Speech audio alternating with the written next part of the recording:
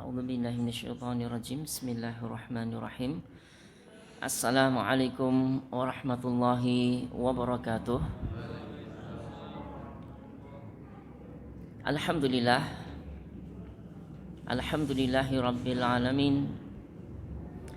Wa bihi nasta'inu ala umurid dunya waddin.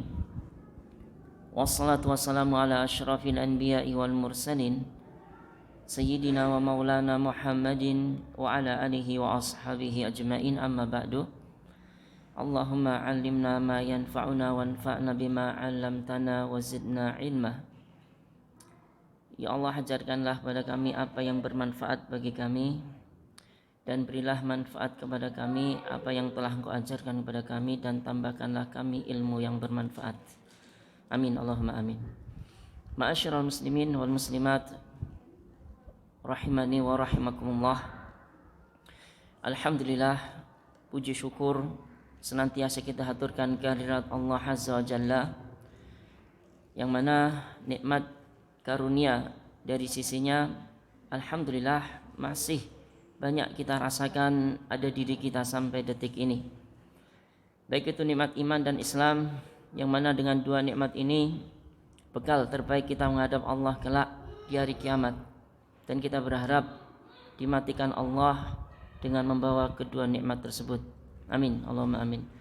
Kemudian nikmat yang tak kalah besar pula, ma'asyiral muslimin wa muslimat, yaitu dimudahkan langkah kaki kita untuk menuju masjid ini, melakukan ibadah di dalamnya, baik itu salat wajibnya ataupun hal-hal yang bermanfaat yang bisa kita lakukan di masjid ini seperti yang kita lakukan saat ini. Alhamdulillah, sedikit demi sedikit dengan pengajian yang kita ikuti dahulu, yang pernah kita pelajari, semakin teringat. Kalau ada wawasan baru, alhamdulillah bisa nambah lagi wawasan kita dengan belajar seperti ini.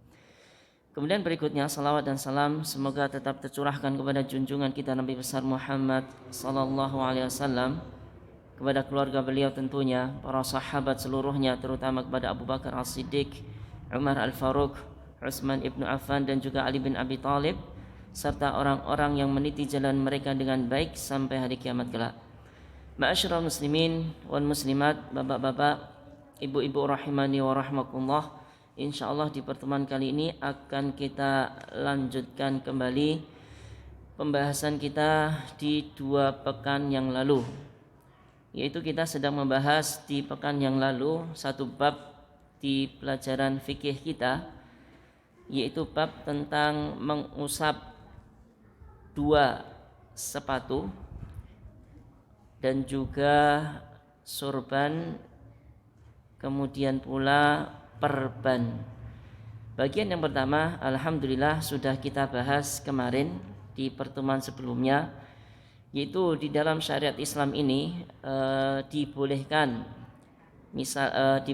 dikarenakan sebab masyaqqah, kesulitan, yang aslinya anggota wudu yaitu kaki harusnya dibasuh dengan air, maka dalam kondisi masyaqqah, keadaan tertentu, boleh diusap saja, yaitu diusap bagian kakinya, atasnya, yaitu tatkala memakai sepatu ataupun yang semakna dengan sepatu ini yang dipakai di zaman-zaman sekarang, yaitu kaos kaki, dengan syarat-syarat yang sudah kita sebutkan sebelumnya.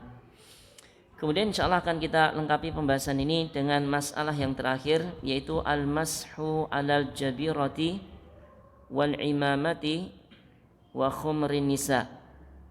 Mengusap di atas perban, jadi mungkin ada kaki atau tangan yang sakit kemudian dibalut perban, wal imamah dan juga sorban. Kalau sorban ini bukan adat kita ya, orang Indonesia. Adat kita penutup kepala itu kalau enggak topi ya peci seperti ini. Kalau sorban ini, imamah ini adatnya orang Arab. Nah, ini boleh nanti ada aturan khusus diusap, tidak perlu dilepas. Kemudian yang terakhir mengusap kerudung bagi perempuan, ibu-ibu ini. Bagi ibu-ibu yang mendapatkan kondisi tempat wudunya tidak tertutup. Kalau dia lepas kerudungnya akan kelihatan auratnya yaitu rambut di kepala, maka dibolehkan tetap dipakai kerudungnya, diusap di atas kerudungnya ketika membasuh kepala. Ini insyaallah akan kita bahas pada kesempatan kali ini. Yang pertama, ma'asyiral muslimin wal muslimat rahimani wa rahmakumullah, tentang kasus al-jabirah, yaitu perban. Perban ini didefinisikan di sini yaitu adalah a'wadun, yaitu yang berupa tongkat atau kayu ya, wa nahwuha atau sejenisnya, kal jabsi seperti gips, yaitu gips ya. Jadi ada tulang retak di tangan ini, untuk menyambungnya maka dikasih bantuan kayu. Kalau dulu ya, seingat saya ada kayu itu, atas bawah itu ada kayunya diikat, kemudian diikat dengan perban itu. Gips ini fungsinya yaitu untuk menyambung, menempel tulang yang retak atau patah supaya sambungannya lurus, tidak bengkok. Bahasa Jawanya apa ya? Kalau dia tulangnya patah kemudian enggak diluruskan, nanti bisa nyambung, bisa, tapi bengkok dan penyembuhannya agak lama. Ini di yumsahu alaiha, maka perban yang seperti ini boleh diusap. Jadi ketika wudu yang lain dibasuh, tangan yang kena perban ini cukup diusap saja, tidak perlu dibasuh dengan air seperti yang lainnya dibasuh. Begitu juga yang semakna dengan perban ini yaitu al-lusuk, plester. Plester ini seperti Handyplas itu ya, Hansaplas itu ya. Wal lafaif, dan juga perban yang enggak ada kayunya, alias cuman lilitan kain saja yang diletakkan di atas luka. Maka seluruh hal yang disebutkan ini, ma'asyiral muslimin wal muslimat, yumsahu 'alaiha bisyartin an takuna ala qadril hajah, boleh diusap saja, tidak perlu dilepas atau nekat diguyur, asal dengan syarat sesuai kebutuhan. Maksudnya apa? Jika yang sakit cuman bagian sini tok, ya yang diperban sini tok, jangan sampai melampaui batas. Wa in tajawazat qadral hajah lazimahu naz'u mazada 'alal hajah. Jika perban ini melebihi kebutuhan, seharusnya segini tok tapi malah sampai ke siku, maka selebihnya ini harus dilepas. Wallahu taala alam. Jadi ini permasalahan yang pertama, tentang luka yang ada di area yang harusnya dibasuh, maka boleh sebagai ganti basuhannya diusap saja. Untuk wudu ataupun untuk mandi besar boleh semuanya. Wa yujuzul mashu 'alaiha fil hadasil akbari wal asghar. Bolehnya membasuh ini, ma'asyiral muslimin wal muslimat, untuk hadas kecil yaitu wudu, dan juga hadas besar mandi. Jadi dia mandi besar, yang lain diguyur, tangannya ini ya biar enggak kena air, agak ditutup plastik atau diangkat, nanti dibasuh gini tok tangannya. Bisa dipakai untuk wudu dan bisa dipakai untuk hadas besar. Dan ngusap ini tidak seperti ngusap sepatu kaos kaki kemarin, laisa lil mashi 'alaiha waqtun muhaddadatun, tidak ada batasan. Kalau kemarin kan bagi musafir 3 hari 3 malam, bagi yang mukim sehari semalam. Kalau ini enggak ada, tidak ada batasan waktunya.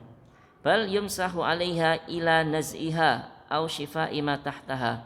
Bahkan boleh ngusap terus itu sampai kapan? Sampai dilepas perban ini dan sembuh apa yang di luka di bawah perban ini sudah sembuh, maka selama itu masih dalam proses penyembuhan boleh dibasuh terus. Boleh dibasuh di atas, boleh diusap di atas perban tersebut. Dalil tentang hal ini bahwasanya annal masha 'alal jabirati daruratun. Bahwasanya mengusap di atas perban ini termasuk hal yang darurat. Wad daruratu tuqaddaru biqadariha wala farqa fiha bainal hadatsaini. Dan darurat ini ditakar sesuai ukurannya, dipakai sesuai kebutuhannya. Kapanpun ada sakit boleh diusap, tidak ada sakit tidak boleh diusap lagi. Dan tidak dibedakan di dalam mengusap ini hadas kecil ataupun hadas besar. Wallahu ta'ala alam. Mungkin pernah kita ngalami luka di tangan kita, di kaki kita, atau bahkan di area wajah atau kepala kita. Silahkan, kalau misalkan luka-luka ini diperban dan harus diperban biar cepat sembuh, maka silahkan, tidak perlu dipaksakan untuk dibasuh, tapi cukup diusap saja. Wallahu ta'ala alam. Kemudian kita lanjutkan dulu tentang bagian yang kedua, yaitu mengusap sorban. Wa kadzalika yajuzul mashu 'alal imamah. Begitu juga Bapak-bapak Ibu sekalian, boleh mengusap di atas imamah. Imamah itu sorban yang dipakai oleh orang-orang Arab. Pak, Ibu pernah lihat orang Arab? Kayaknya di hari-hari ini banyak terlihat ya wajah orang Arab ya di TV. Karena sedang siaran apa nih Pak? Nah, sedang siaran Piala Dunia. Kadang terlihat mereka memakai sorban itu, ya kurang lebih kayak gitu bentuk sorbannya. Jadi dia diikat di kepala, kadang sampai ke leher. Jadi sulit dilepas. Enggak seperti peci ini. Peci ini dilepas pakai gampang. Tapi kalau sorban ini makainya lama. Kalau dilepas nanti kesulitan dia pakai lagi kedua kalinya. Wallahu ta'ala alam. Maka dimudahkan di dalam syariat Islam ini untuk sekedar dibasuh saja, tidak perlu dilepas. Ini berdasarkan hadis Mughirah bin Syu'bah radhiyallahu anhu, anna Nabiyya sallallahu alaihi wasallam masaha ala imamatihi wa ala nasiyati wal khufaini. Bahwasanya Nabi kita, Nabi Muhammad sallallahu alaihi wasallam, beliau mengusap di atas sorban beliau dan kemudian di ubun-ubun beliau, karena sorban beliau enggak menutup semua kepala. Ubun-ubun beliau, maksudnya rambut depan kepala ini Pak Bu, ini masih terlihat dikit, ini diusap juga. Kemudian sorban beliau diusap gini. Jadi dibasahi tangannya, diusap sorbannya di atas kain tersebut. Wal khufaini, Nabi juga mengusap kedua sepatu khuf beliau. Hadis riwayat Muslim. Jadi Nabi pernah melakukan mengusap sorban ini, kemudian sebagian ubun-ubun beliau yang rambut depannya ini masih kelihatan. Rambut depannya masih kelihatan, diusap juga. Dan juga hadis dari riwayat Muslim yang lain, annahu sallallahu alaihi wasallam masaha 'alal khufaini wal khimar. Bahwasanya Nabi mengusap kedua khuf beliau, sepatu beliau, wal khimar, dan kerudung. Khimar di sini maksudnya yang dipakai laki-laki ya, yaitu sorban imamah, yakni al imamah. Jadi bukan berarti laki-laki pakai kerudung ya. Ya penampilannya mirip mboten guys, saya juga beda ya. Kerudung laki-laki sorban laki-laki sama kerudung perempuan itu beda. Kemudian tentang pembahasan kedua ini, ma'asyiral muslimin wal muslimat, yaitu perban ataupun luka, plester yang diplas tadi, dan juga imamah, ini tidak ada batasan waktunya. Tidak ada batasan waktunya sebagaimana tadi sudah dijelaskan. Walakin law salaka sabilan ikhtiyat, akan tetapi kalau mau pakai cara yang aman, hati-hati, falam yamsahha illa idza labisaha ala taharatin wa fil muddatil muhaddadati lil masyi alal khufaini lakana hasanan. Akan tetapi untuk kehati-hatian di sini tertulis untuk kehati-hatian saja, kalau dia pakai sorban ini kemudian dia pakai perban ini dalam keadaan sudah suci duluan seperti dulu pas pakai sepatu itu, kemudian membasah mengusapnya itu di waktu yang entah ditentukan, musafir 3 hari, mukim sehari, lakana hasanan, ini bagus. Jadi dianjurkan kalau misalkan aturan mengusap khuf itu dipakai untuk mengusap perban sama imamah tadi, sorban tadi. Tapi kalau kesulitan ya secara asal ya nggak ada batasan waktunya untuk mengusap kedua ini. Wallahu taala alam. Kemudian pembahasan ketiga terakhir untuk ibu-ibu, wa amal khimarul mar'ah, adapun kerudung perempuan, wa huwa ma tughatti bihi ra'saha, yaitu sesuatu yang menutupi kepala perempuan, kalau bahasa kita kerudung ya.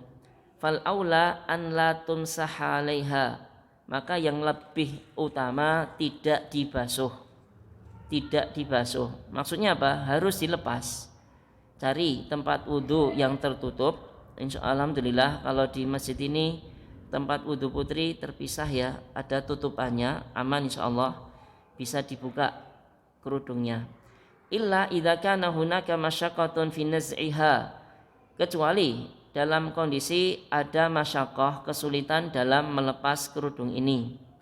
Wallahu ta'ala alam, kesulitannya seperti apa? Mungkin yaitu tadi ya, tidak ada tempat wudhu tertutup, alias kalau dia buka kerudungnya akan kelihatan auratnya, maka silahkan diusap. Au limaradin fi ra'si, atau bisa jadi gara-gara sakit di kepalanya. Jadi kepalanya ibu mungkin kena basuhan langsung itu sakit, maka boleh diusap di atas kerudungnya. Ini kondisi kedua. Atau misalkan ini dalam kondisi yang ketiga, walau kana ra'su mulabbadan bihina'in aw ghairihi fayajuzun masu alaihi, atau dalam kondisi kepala atau rambut ibu itu dilumuri inai. Inai itu pewarna ya, pewarna rambut, au ghairihi atau selainnya, mungkin lagi melumuri dengan obat-obatan yang ada di untuk kepala, untuk penghilang kutu atau apa nggih Bu, biasanya nggih Bu. Maka seperti ini ya juzul mas'u alaihi, boleh mengusap di atas kerudungnya. Jadi kalau misalkan pas diusap langsung obat-obat ini yang sudah dilumuri di kepala ini takut hilang, maka boleh diusap di atas kerudungnya. Li fi'li Nabi sallallahu alaihi wasallam, ini berdasarkan perbuatan Nabi sallallahu alaihi wasallam. Wa umuman taharata ra'si fiha syai'un minat tashil wa taisir ala hadhil ummah, dan secara umum ditutup pembahasan di sini taharah, bersuci untuk bagian kepala ini di dalam syariat Islam ini ada kemudahan dan keringanan. Ada yang pakai imamah tadi bisa diusap.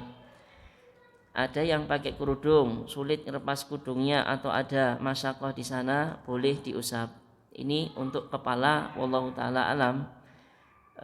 Banyak kemudahan, banyak keringanan yang ditawarkan syariat Islam ini untuk umat kaum muslimin seluruhnya. Wallahu taala alam. Ini akhir pembahasan bab yang sedang kita bahas 2 pekan yang lalu, kita selesaikan saat ini tentang masalah yang terakhir, yaitu mengusap perban yang kedua mengusap sorban bagi laki-laki, kemudian yang ketiga mengusap kerudung bagi perempuan. Ini semua dilakukan dikarenakan hajah atau kebutuhan yang mendesak. Wallahu taala alam. Kemudian sedikit tambahan, ma'asyiral muslimin wal muslimat rahimani wa rahimakumullah, kaitannya dengan luka.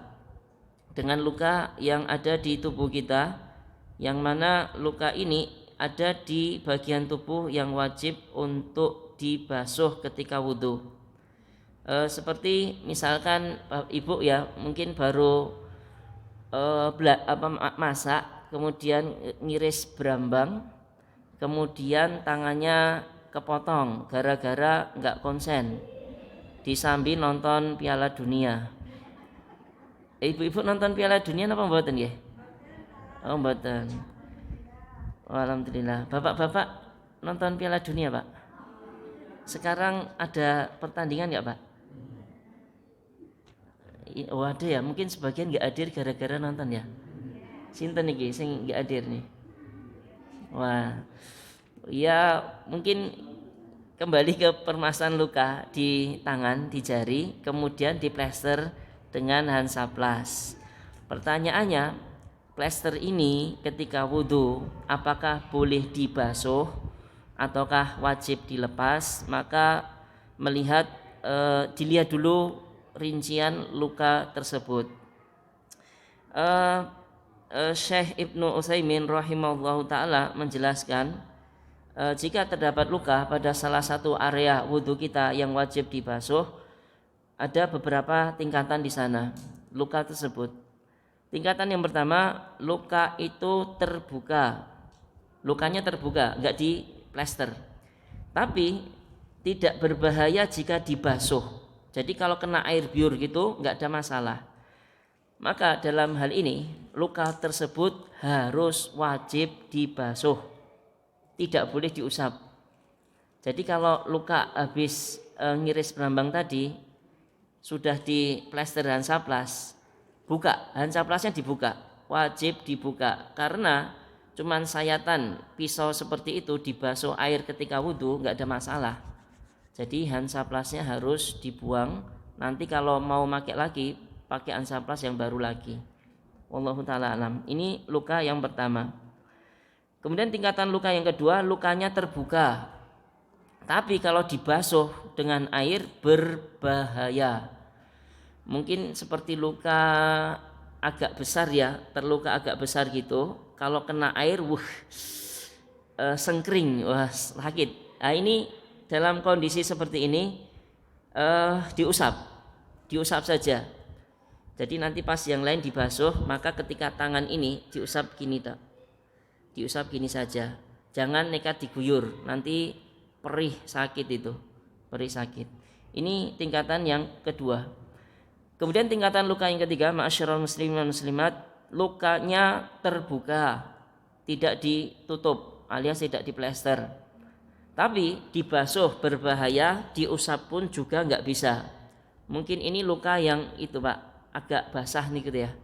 Kalau nekat diusap gini sakit, diusap juga nggak bisa. Mungkin lukanya masih belum kering basah gitu. Dalam kondisi seperti ini maka tidak berwudu Pak, alias tayamum, karena tidak bisa diusap, nggak bisa diusap. Maka kondisinya seperti ini harus tayamum. Insya Allah tayamum akan kita jelaskan nanti. Jadi nggak ada kumur-kumur untuk yang lain, dibasuh yang lain, di sini dibiarkan gitu dok, dibasuh enggak, diusap juga enggak ada. Ceritanya seperti itu enggak ada. Dia tayamum untuk menggantikan wudhu dia. Kemudian yang keempat, tingkatan luka yang keempat, yaitu lukanya tertutup dengan perban, gips dan semacamnya, dan itu dibutuhkan, nggak bisa dilepas.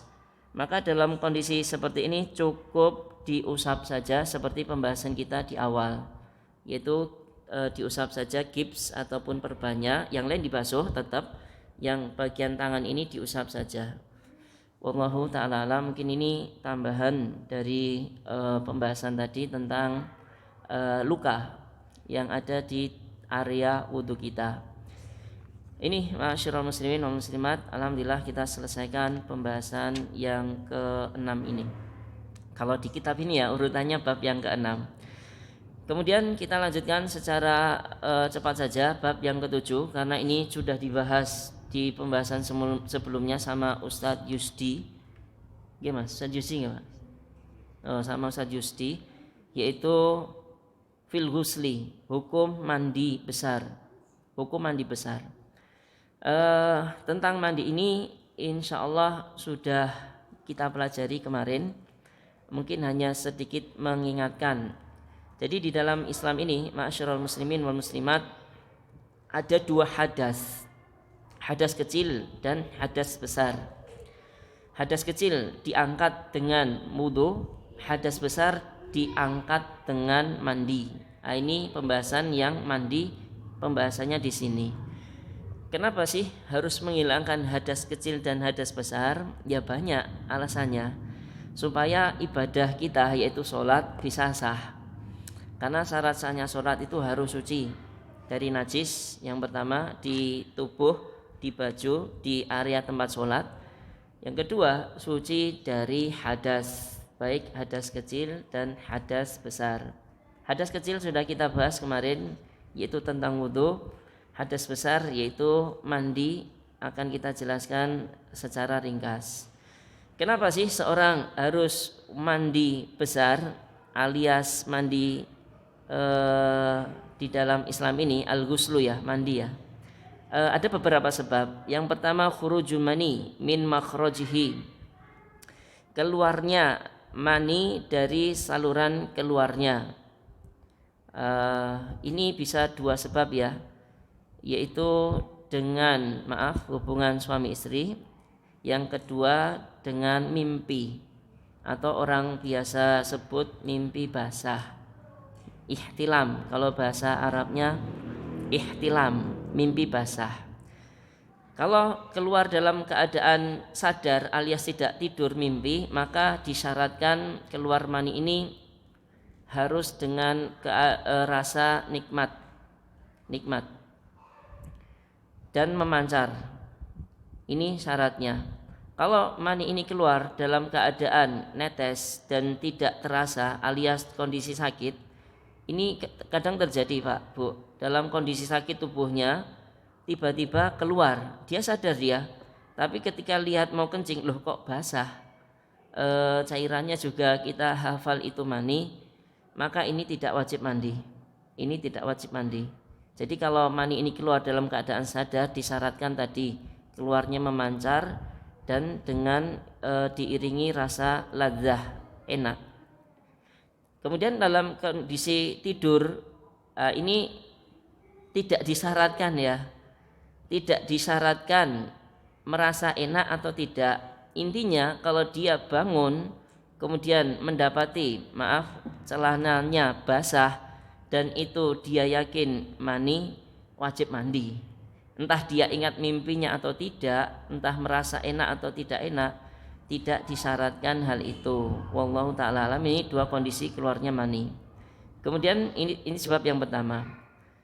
Kemudian sebab mandi yang kedua, Bapak Ibu sekalian rahimani wa rahmakumullah, tagyibu hasyafati dzakari kullihi aw qadriha fil farji wa illam yahsul inzalun bila hailin. Ini khusus bagi bapak-bapak ya sama ibu-ibu yang sudah berumah tangga ya. Kalau yang pertama tadi mas-mas yang belum nikah pun bisa keluar mani. Tapi kalau ini hubungan suami istri, maaf ya, sudah bahasanya gimana ya? Ini ada anak kecil nih. Enggak apa-apa nggih Pak Bu nggih.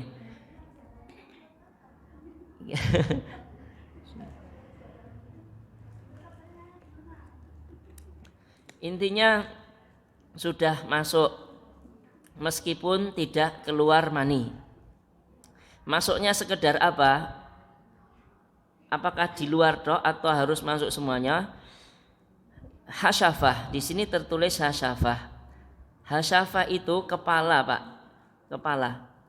Kepala ujung kepalanya itu kalau sudah masuk, meskipun nanti enggak jadi, mungkin ya gambarannya nggih Pak Bu, lagi niat berhubungan, sudah seperti itu masuk, kemudian dodok-dodok pintu, dodok. Pak RT. Nah, Pak RT kebakaran, misalkan ya. Wah ini nggak jadi akhirnya. Ini sudah wajib mandi. Sudah wajib mandi besar. Meskipun belum keluar mani. Wallahu ta'ala alam. Kemudian sebab yang ketiga, Islamul kafir walau murtaddan. Masuk Islamnya orang yang kafir walau murtaddan, meskipun dia seorang yang murtad. Jadi orang kafir, entah itu aslinya dia non Islam atau dari Islam kemudian murtad, kemudian masuk Islam lagi, diwajibkan untuk mandi. Jadi diwajibkan untuk mandi. Jadi kalau bapak-bapak, ibu-ibu mendapati ada rekan kerjanya atau tetangganya, saudaranya berniat masuk Islam, dikasih tahu Pak Bu, mandi dulu, disuruh mandi seperti mandi besar. Wallahu ta'ala alam. Meskipun ini ada khilaf ya tentang mandi besarnya orang kafir yang mau masuk Islam, tapi untuk kehati-hatian mandi saja, karena ada perintah Nabi memerintahkan Qais bin Asim tatkala beliau masuk Islam untuk mandi. Di kasus masuk Islam sahabat yang lain Nabi enggak nyuruh mandi. Tapi ini ada perintah khusus untuk Qais bin Asim tatkala beliau masuk Islam untuk mandi. Hadis riwayat Abu Dawud, Nasai, Tirmidzi. Imam Tirmidzi menghasankan hadis ini. Wallahu ta'ala alam. Kemudian sebab mandi yang berikutnya, ini khusus untuk ibu-ibu, inqita'u damil haid wan nifas. Terputusnya atau selesainya darah haid dan darah nifas. Kalau sudah selesai haid itu biasa 7 hari ya, sudah enggak keluar selama seharian, itu berarti sudah suci. Maka wajib mandi dan sholat sesuai yang ditentukan di waktu yang didapati. Kemudian nifas ini paling lamanya 40 hari ya.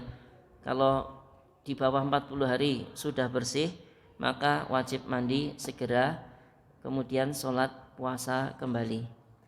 Kemudian yang kelima, wajib mandi itu disebabkan al-maut, yaitu meninggal dunia. Tapi bukan mandi sendiri nggih. Dimandikan. Wah nanti repot.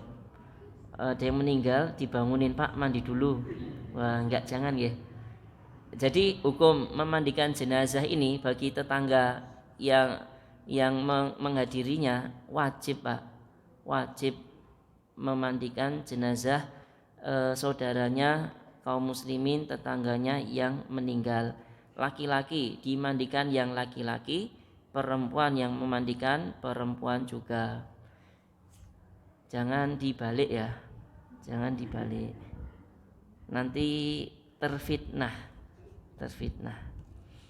Wallahu ta'ala alam. Ini sebab seorang wajib mandi ada 5. Itu yang dijelaskan tadi. Kemudian tentang sifat mandi, maka caranya di sini ada 2. Kaifiyatani lil ghusli minal janabati kaifiyatani. Ada 2 cara, kaifiyatun istihbabun wa kaifiyatun ijza'un. Cara yang pertama Pak Bu sekalian, cara yang disunahkan. Mandi sunnah seperti Nabi kita dahulu mandi. Gimana caranya? Yaitu dia mencuci seluruh diurut ya, maaf ya.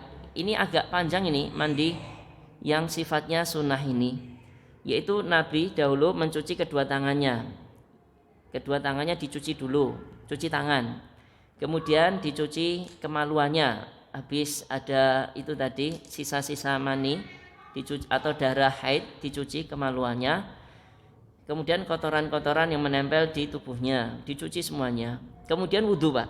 Wudhu itu belum mandi ya, itu baru persiapan mandi. beliau wudu di kamar mandi nggak ada masalah, untuk wudu nggak ada masalah. Kemudian ambil dengan tangannya air, di sela-selakan di bukan pakai gayung ya, tangannya dibasahi, di sela-selakan di rambutnya. Jadi rambutnya itu disela-sela dengan jari jemari yang basah tadi, supaya masuk ke dalam area akar rambutnya, ke kepalanya. Kemudian setelah itu diguyur di kepalanya 3 guyuran. 1, 2, 3. Kemudian setelah itu dibasuh seluruh tubuhnya secara komplit, secara merata. Itu Pak, Bu, kalau mau mandi seperti mandinya Rasulullah yang sifatnya istihbab, disunahkan agak panjang. Jadi cuci tangan dulu, cuci kemaluan, kemudian wudu. Setelah itu tangannya dibasahi di sela-sela rambut kepalanya. Setelah itu diguyur kepala 3 kali. Habis itu seluruh tubuhnya diratakan dengan air. Sabun, sampo perlu napa mboten ketika mandi? Tidak perlu ya, maksudnya tidak disyaratkan. Asalkan air itu sudah mengalir ke seluruh tubuh, sudah sah mandinya. Dulu di zaman Nabi, wallahualam, ada sabun atau sampo enggak ya? Wallahualam, mungkin yang tradisional ya. Kalau di Jawa dahulu seingat saya ada namanya apa, Bu? Lerak. Nah, itu ya yang digosok-gosok nanti bisa berbusa niku nggih. Sabun ditemukan di tahun berapa saya juga kurang paham. Intinya ada sabun enggak ada sabun, ada sampo enggak ada sampo, enggak ada masalah. Intinya air itu diratakan ke seluruh tubuh. Kalau mau sunnah seperti yang kita sebutkan tadi. Kemudian cara yang kedua, mandi ijza sah. Gimana caranya? Bi an ya'umma badanahu bil ma'i ibtida'an ma'an niyati.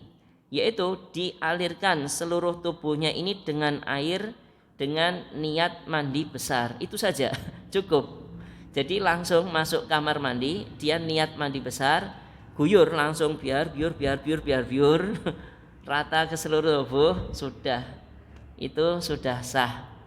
Atau gambarannya seorang kalau misalkan punya kolam renang ya, dia pengen mandi besar dengan cepat ini, ijza sah itu tadi, dia niat masuk ke kamar ke kolam, biur, tenggelam kepalanya sampai ke kakinya, naik lagi ya, jangan nggak naik ya, nanti tenggelam.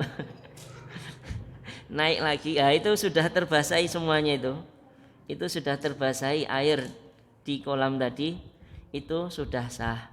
Wallahu ta'ala alam. Kemudian agak ada tambahan sedikit untuk mandi yang sah ini, jangan lupa untuk berkumur-kumur sama istinsyak. Ini ya, seluruh tubuh sudah kena air, iya, tapi kumur-kumur sama istinsyak itu jangan lupa, itu 2 bagian wajah. Seperti di wudhu kemarin tuh loh. Di wudhu kemarin kan kita bahas, membasuh wajah itu enggak cuma wajah sini, tapi ada kumur-kumur dan istinsyak. Itu wajib. Maka ketika mandi besar, selain dialirkan air ke seluruh tubuh merata, jangan lupa kumur-kumur sama istinsyak, menghirup air ke hidung juga, karena ini bagian wajah. Kalau di cara yang pertama, cara yang istihbab tadi kan sudah ada wudhu itu, sudah ada kumur-kumur sama istinsyak, jadi enggak kumur istinsyak terpisah. Kalau yang kedua ini harus kumur-kumur dan istinsyak. Wallahu ta'ala a'lam. Ini tata cara mandi di dalam Islam, yaitu mandi janabah. Kemudian ma'asyiral muslimin wal muslimat, pembahasan berikutnya tentang mandi ini, ada mandi yang sifatnya sunnah nggih.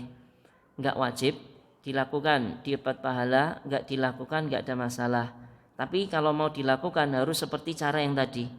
Harus seperti cara yang pertama tadi. Bisa sempurna, bisa sah. Wallahu ta'ala alam. Mungkin akan kita sambung di kesempatan berikutnya. Mungkin sambil menunggu waktu adzan 1 atau 2 menit, ada pertanyaan atau masalah yang ingin ditanyakan dari yang diterangkan tadi, monggo dipersilakan Bapak Ibu sekalian.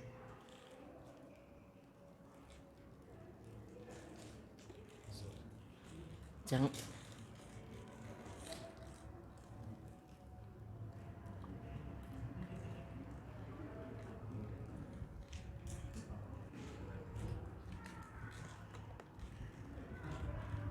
Oh, nggih.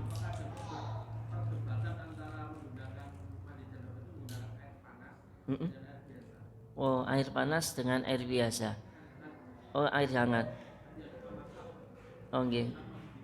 Oh, yang kena air habis dimasak itu Pak. Wallahu taala alam. Setahu kami tidak ada masalah airnya. Tidak ada masalah. Apakah air itu air biasa ataupun air hangat yang habis dimasak dengan api, ataupun air yang panas dengan matahari, air musyammas, ataupun yang lain, tidak ada masalah. Semuanya kalau mau dipakai tetap sah. Wallahu ta'ala, tidak ada, setahu saya tidak ada perbedaan di sana tentang jenis air ini.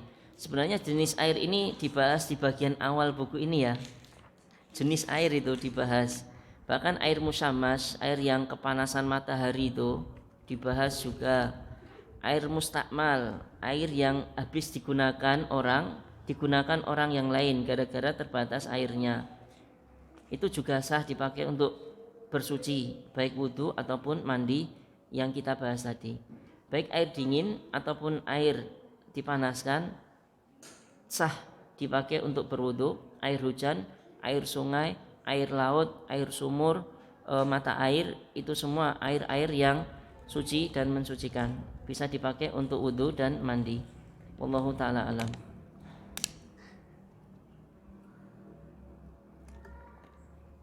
Mungkin cukup ya Pak? Sudah jadwal ya? Sudah jadwal. Sudah waktu masuk isya. Insyaallah kita lanjutkan pertemuan kita pekan yang kedua di bulan Desember insyaallah ta'ala. Kita akhiri pertemuan kali ini dengan doa kafaratul majlis. Subhanakallahumma wa bihamdika asyhadu an la ilaha illa anta astaghfiruka wa atubu ilaik. Wa akhiru da'wana alhamdulillahi rabbil alamin. Assalamualaikum warahmatullahi wabarakatuh.